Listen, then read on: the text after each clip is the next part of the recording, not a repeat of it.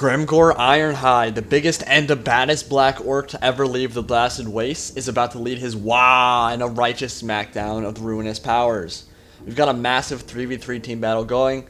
Greenskins versus the Warriors of Chaos, and my army consists of Grimgor, an orc shaman, 5 savage orc error boys, a bunch of savage orcs, and 3 black orc immortals to anchor my line.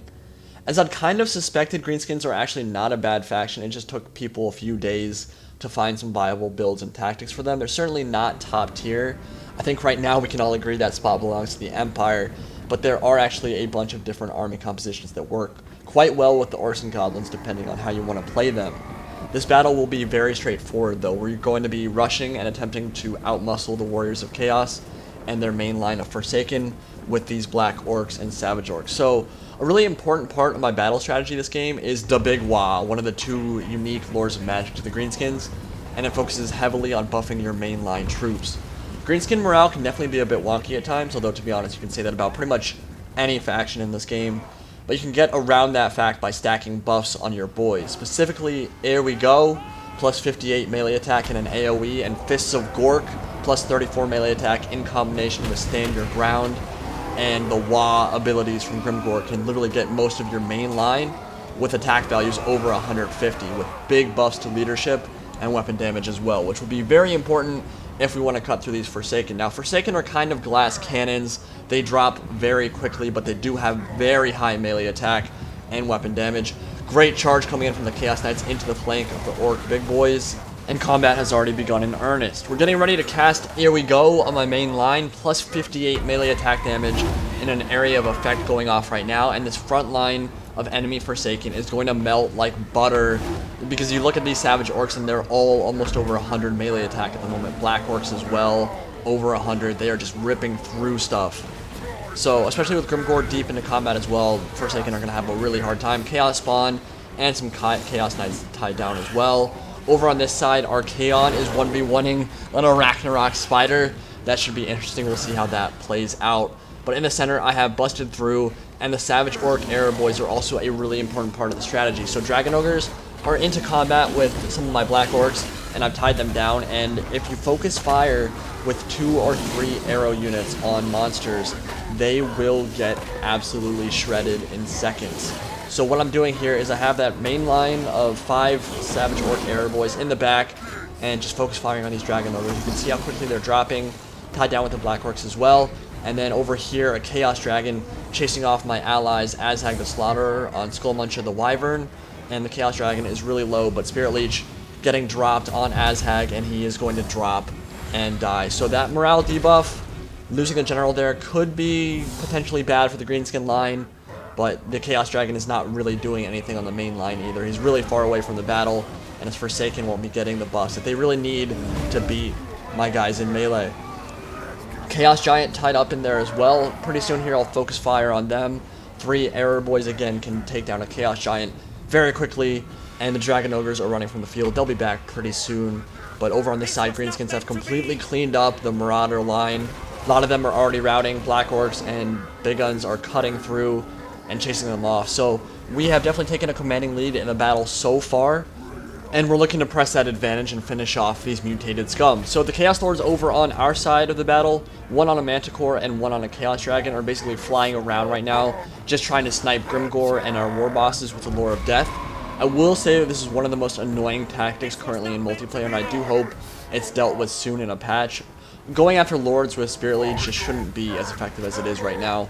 And it wouldn't be such a problem if the debuff for having your general killed wasn't so high, but it is. It can cause massive routes as Greenskins or crumbling as vampire counts. So I've already said it before, it needs to get toned down.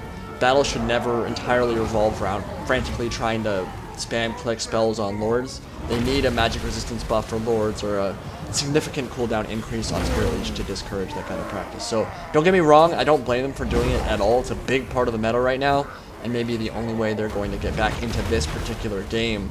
So it's not a problem, but we are definitely taking a commanding lead. They're going to need to snipe our Lords if they want to get back into it. As the Chaos Giant bites off the head of a Big Gun, that will be super awesome looking once Blood Pact gets added. And the Chaos Dragon is really low HP at the moment. If he gets close, again, I'm going to shoot the crap out of him. Manticore in melee as well, going to focus fire him with my archers at 1 Chaos Spawn left. in combat, and the Dragon Ogres have come back, chasing off a couple of my Savage Orcs in the center. So I just need to consolidate my archers right now and make sure that I start taking down these Chaos Giants. They are the biggest threat on the field, along with these Dragon Ogres, which I'm also going to shoot. So they're charging in now into one of my Savage Orc Arrow Boys. Great charge, but as soon as I turn to focus fire on them, they're going to be really sad because they're really low HP. You can see them dropping in melee right now. And as soon as I start shooting them, they're going to drop like flies.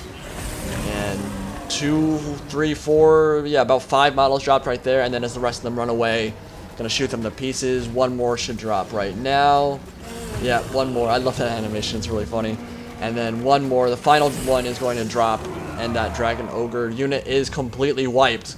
So now the Chaos Giants, they are the biggest threat left on the field. But the problem I have with them and a lot of other monster units in this game is that they do this. They rout very easily. With combined arm tactics, they can sometimes be an okay choice, but missile fire just wrecks their day, and they have low leadership, so as soon as the engagement starts looking a little bit dire, they're running for the hills. Finally gonna bring him down with a really nasty Withering Fire from the Air Boys. But yeah, they basically just, as soon as the engagement starts looking a little bit bad, they're running away, which is not really what you expect from a huge monster unit that really needs to be a lot of your killing power. So we surround this Chaos Giant, it's low HP, it's gonna run from the field, we're gonna shoot it to pieces. It's just not quite as impactful as you would kind of expect a Chaos Giant to be. Yes, it can do a lot of damage. Yes, they do have a lot of killing power, but they rout very easily. So as soon as you surround them, as soon as you shoot them with a lot of missile fire, they're going to have a really bad day. So I think they're pretty easily countered. They're certainly not worth the money to me at the moment. I think you're much better off bringing other mainline infantry. So the Manticore, Chaos Manticore, is the only thing left on the field. Death Sorcerer going to try to cause a little bit of more damage before this game ends, and we're surrounding this final Chaos Giant as well as it tries to run from the field, but they are going to rout, and we are going to take it. So the Waaagh is successful in beating back the Tides of Chaos. You can see my mainline infantry here did alright, caused plenty of routing, and those buffs from the Big Waaagh were very important. Here we go, and Fists of Gork are very potent buff spells. I would definitely use your Winds of Magic on those, rather than going for the more flashy spells like Brain Bursta or Foot of Gork.